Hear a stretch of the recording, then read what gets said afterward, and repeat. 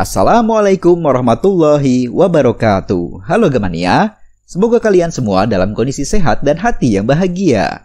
Kasur di sini, kita ketemu lagi di channel Gema Edu Online. Kali ini kita sudah masuk materi baru ya sob, yaitu bangun ruang sisi datar. Buat kalian yang ketinggalan materi-materi sebelumnya, kalian bisa cek link yang ada di atas. Dan jangan lupa subscribe ya, biar nggak ketinggalan lagi. Oke, di episode 1 ini, fokus pembahasan kita adalah menentukan luas permukaan kubus dan balok. Kubus dan balok tentunya kalian sudah tidak asing lagi ya sob. Ini sering kali kita temui dalam kehidupan sehari-hari. So, jangan tunggu lama-lama, siapin alat tulis kalian, dan camilan kesukaan kalian juga boleh. Biar belajar kita santai. Yuk, belajar yuk. Cus! Selamat datang di Matematika Sur. Teman belajar melahap semua soal.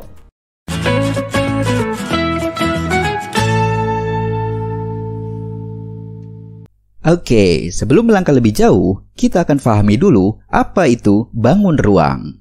Bangun ruang bisa didefinisikan sebagai suatu bangun 3 dimensi yang memiliki ruang atau volume di dalamnya. Kemudian, bangun ruang memiliki permukaan atau sisi-sisi yang dibatasi oleh bentuk-bentuk bangun datar. Gimana sob? Udah mulai kenal? Kita lanjut ya. Oke, biar lebih jelas, kita akan melihat contoh-contoh bangun ruang sisi datar.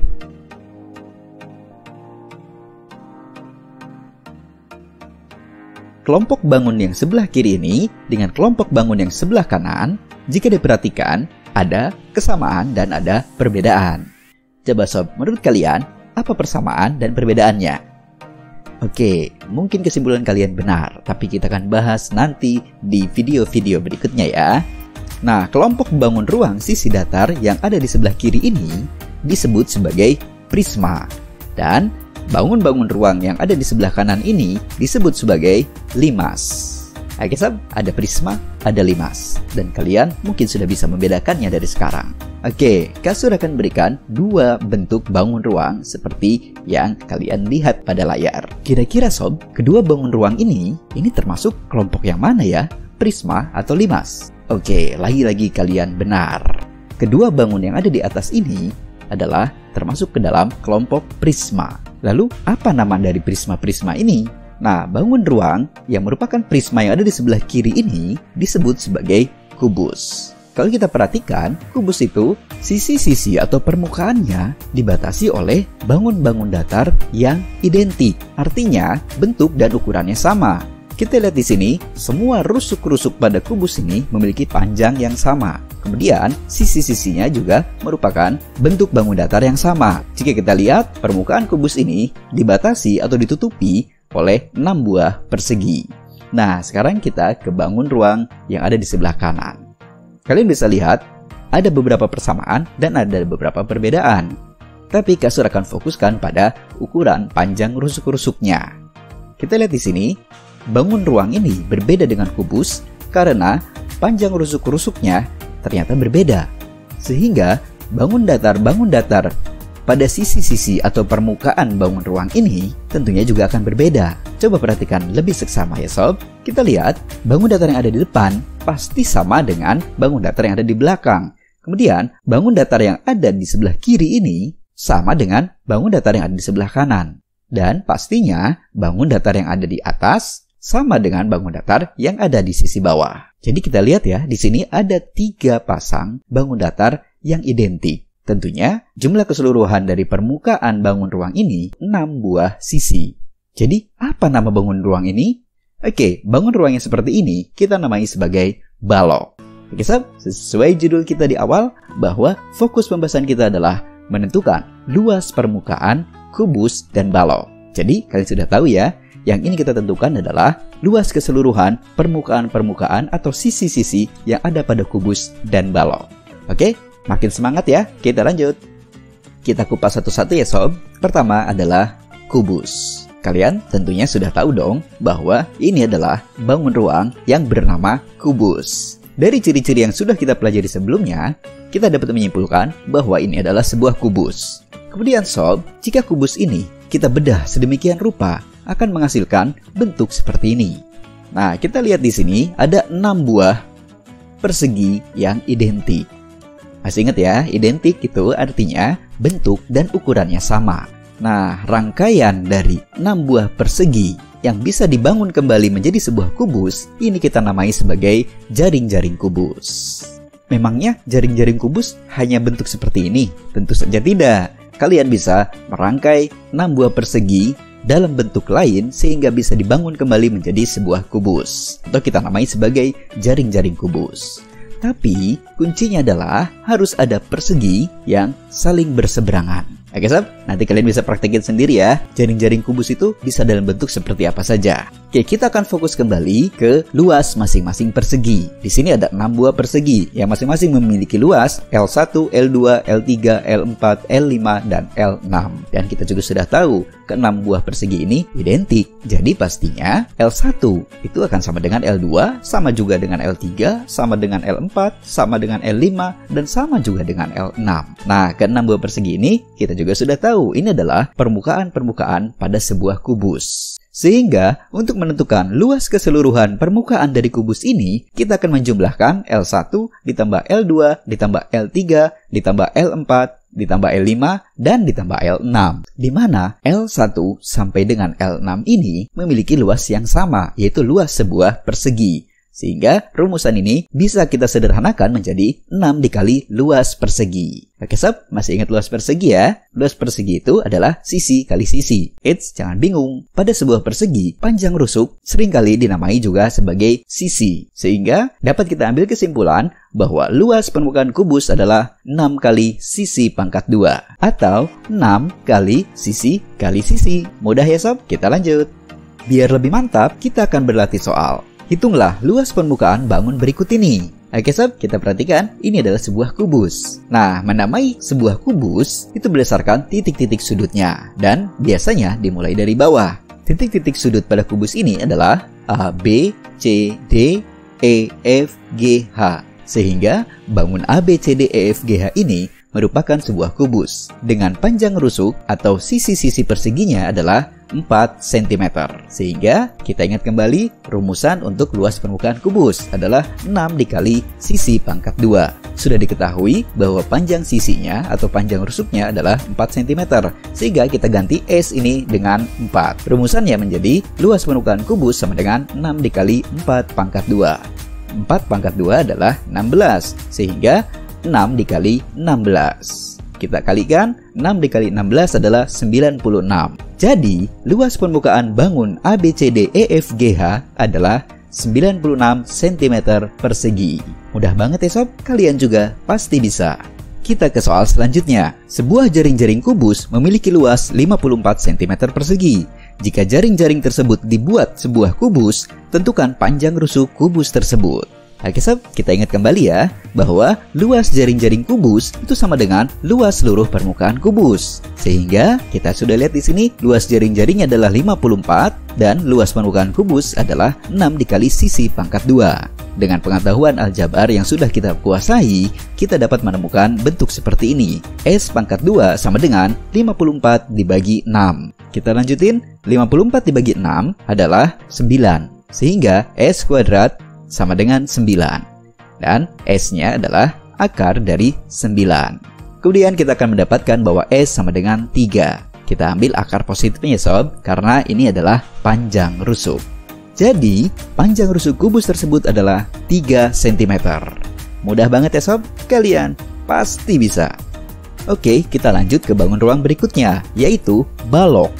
Kalau kalian sudah memahami kubus, maka akan dengan mudah memahami balok. Ini adalah sebuah balok. Cara menamai balok ini sama dengan cara menamai kubus. Sehingga balok ini kita namai sebagai balok A, B, C, D, E, F, G, H. Jika kita mulai bedah balok ini, kita akan mendapati bentuk seperti ini. Nah, udah tahu ya sob? Sama seperti halnya dengan kubus, ini dinamai sebagai jaring-jaring. Karena ini balok, maka namanya adalah jaring-jaring balok. Kita perhatikan dengan seksama, jaring-jaring balok ini tersusun atas rangkaian 6 buah bangun datar segi 4. Kemudian, dari 6 bangun datar segi 4 tersebut, terdapat 3 pasang bangun datar yang identik. Kita perhatikan di sini, EADH identik dengan BFGC. Kemudian DCGH identik dengan AEFB. Satu pasang lagi, ABCD identik dengan FEHG. Melalui jaring-jaring balok ini, kita akan menemukan bagaimana cara menentukan luas permukaan balok. Tadi kita sudah mengetahui bahwa L1 sama dengan L5, L2 sama dengan L4, dan L3 sama dengan L6. Di mana L1 sampai dengan L6 adalah luas permukaan baloknya. Sehingga luas permukaan balok adalah penjumlahan L1 sampai dengan L6. Oke, kita akan coba sederhanakan ya. L1 yang sama dengan L5 ini kita misalkan saja sebagai L1 Romawi. Kemudian L2 sama dengan L4 kita misalkan sebagai L2 Romawi. Dan L3 sama dengan L6 kita misalkan sebagai L3 Romawi. Sehingga kita dapat menemukan rumusan yang sederhana, yaitu luas permukaan balok atau boleh kita singkat LPB sama dengan 2 kali L1 ditambah 2 kali L2 ditambah 2 kali L3. Gimana sob? Masih tetap mudah kan? Kita lanjut ya. Biar lebih mudah memahaminya, kita akan berlatih soal. Hitunglah luas permukaan bangun berikut. Oke, kita lihat ya sob, bangun di samping merupakan sebuah jaring-jaring balok. Dan kita ingat kembali juga L1, L2, dan L3-nya. Sehingga kita dapat memasukkan ke dalam rumusan ini. LPB sama dengan 2 dikali L1 ditambah 2 dikali L2 ditambah 2 dikali L3. Kita masukin nilai-nilainya ya sob. L1 adalah sebuah persegi panjang dengan panjang 20 dan lebar 7. Kemudian L2 adalah persegi panjang juga dengan panjang 14 dan lebar 7. Dan L3 persegi panjang juga dengan panjang 20 dan lebar 14. Sehingga kita masukin nilai-nilainya menjadi bentuk yang tampak pada layar. Kemudian kita hitung masing-masing, kita akan mendapatkan bahwa LPB sama dengan 280 ditambah 196 ditambah 560. Lalu kita jumlahkan ketiganya sehingga menghasilkan LPB sama dengan 1036. Jadi, luas permukaan bangun tersebut adalah 1036 cm persegi. Kita ke soal berikutnya. Sebuah balok memiliki ukuran panjang 15 cm dan lebar 4 cm. Jika luas permukaan balok tersebut adalah 500 cm persegi, berapakah tinggi balok tersebut? Oke sob, soal ini akan mudah kita selesaikan dengan membuat gambarannya terlebih dahulu. Kemudian, kita masukkan ukuran-ukuran atau nilai-nilai yang sudah diketahui pada soal. Panjang atau kita misalkan sebagai P adalah 15 cm. Lebar kita misalin sebagai L adalah 4 cm. Dan tinggi belum diketahui, kita misalkan saja sebagai T. Kemudian dari gambaran ini, kita tentukan dulu L1, L2, dan L3-nya. Sehingga kita akan mudah memasukkan ke dalam rumusan yang sudah kita dapatkan. LPB sama dengan 2 dikali L1 ditambah 2 dikali L2 dan ditambah 2 dikali L3. L1 kita perhatikan pada gambar adalah panjang dikali tinggi. L2 adalah panjang dikali lebar, dan L3 adalah lebar dikali tinggi. Sehingga kita akan mendapatkan bentuk seperti ini. Langkah selanjutnya adalah memasukkan nilai-nilai yang sudah diketahui pada soal. Panjang 15 cm, lebar 4 cm. Tinggi belum diketahui, sehingga kita akan tuliskan tetap sebagai T. Kemudian LPB juga sudah tahu ya sob, 500. Sehingga bentuknya menjadi seperti ini. 500 sama dengan 2 dikali 15 kali T ditambah 2 dikali 15 kali 4 ditambah 2 kali 4 dikali T. Kita hitung masing-masing sukunya sehingga menjadi 500 sama dengan 30T ditambah 120 ditambah 8T.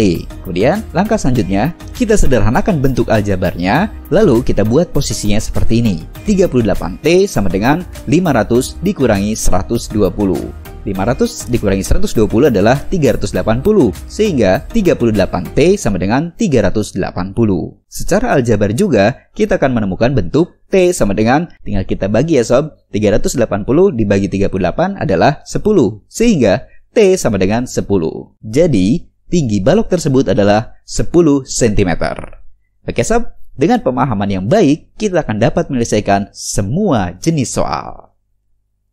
Gimana sob? Praktis dan mudah dipahami kan? Buat kalian yang belum subscribe, silahkan subscribe dulu channel Gema Edu Online ini dan nyalakan loncengnya biar kalian tidak ketinggalan episode-episode dan materi-materi lainnya yang pastinya mantap-mantap. Buat kalian yang ingin berkomentar atau memiliki pertanyaan, silakan tuliskan saja di kolom komentar di bawah ya. Buat kalian yang ketinggalan materi-materi sebelumnya, kalian bisa cek link yang ada di atas. Jangan lupa like dan share video ini jika dirasakan bermanfaat. Jagalah kesehatan dan jangan lupa bahagia. Wassalamualaikum warahmatullahi wabarakatuh.